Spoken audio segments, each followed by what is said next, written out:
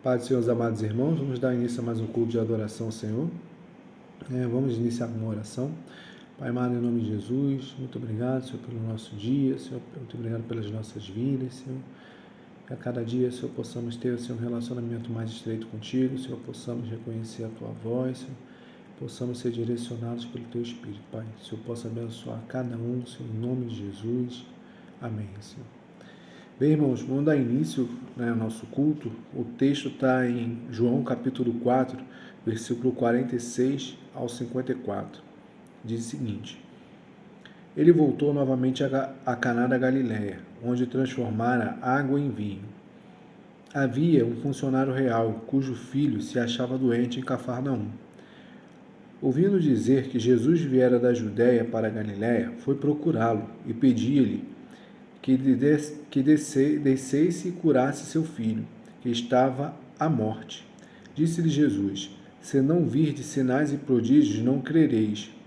O funcionário real lhe disse: Senhor, desce antes que meu filho morra.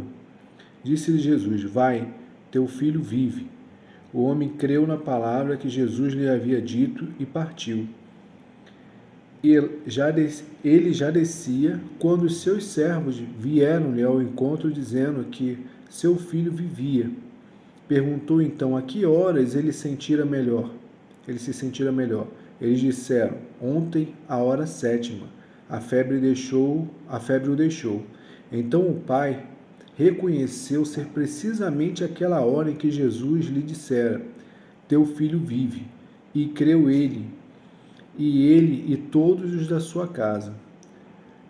Foi o segundo sinal que Jesus fez ao voltar da Judéia para a Galiléia. Irmãos, esse texto ele é muito bom porque ele reforça um comportamento de Jesus Cristo, que era identificar o que estava afligindo aquela pessoa, muitas das vezes antes de falar a própria palavra.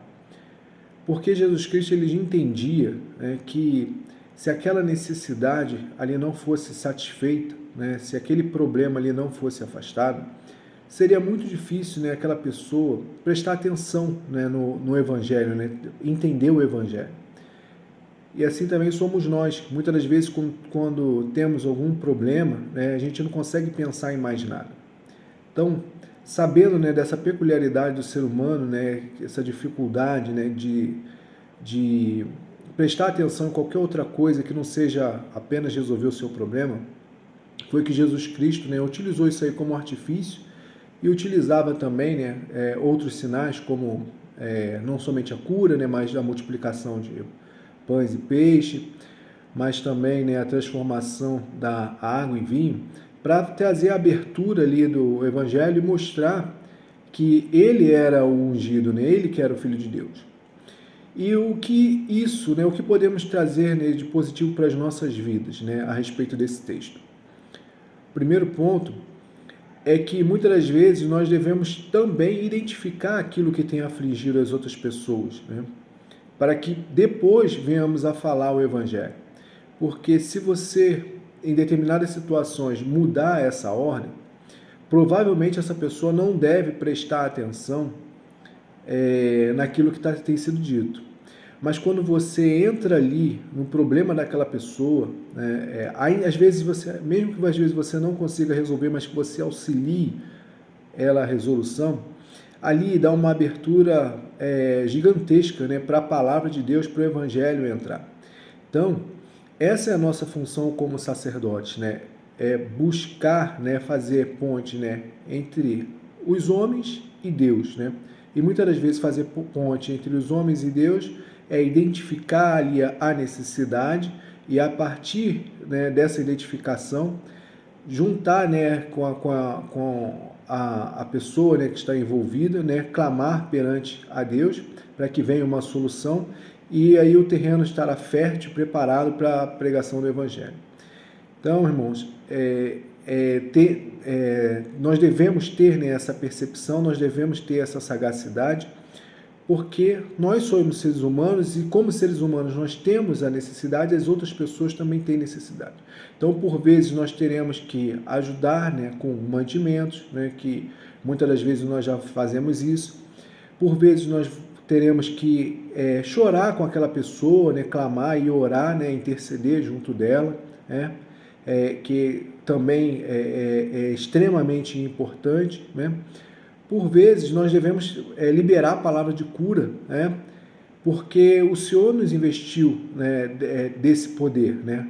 Se a pessoa será curada, nós nunca teremos a certeza, porque a vontade, né, é do Senhor. Mas nós devemos orar com aquela pessoa, nós devemos liberar a cura, devemos também incentivar a liberar o perdão, né, a aproximar as outras pessoas, porque muitas das vezes ela está ali numa rixa, não liberou o perdão, e vai ser muito difícil ela ouvir a palavra do Evangelho sem liberar aquele perdão. Mas quando você começa ali, né, a trabalhar com ela, né, para que ela libere o perdão, para que ela baixe a guarda, né, e comece a entender, né, que aquele ali não é o maior dos problemas, ali passa a existir uma abertura para o Evangelho. Então, irmãos, que Deus nos dê sabedoria para que a gente encontre, né, qual é a abertura, né, do Evangelho que nós precisamos ter, para que aquela pessoa que nós estamos almejando, que nós temos a intencionalidade de pregar para ela, falar a palavra de Jesus para ela, para que ela aceite a palavra, né? Ela já esteja com o coração preparado para aceitar a palavra. Né? E isso era o que Jesus Cristo fazia, fez em Caná da Galileia, né? Aqui a gente viu 2 vezes, trouxe também cura, trouxe palavra de conforto, como a mulher ali do poço, né? Também trouxe uma palavra de exortação para ela.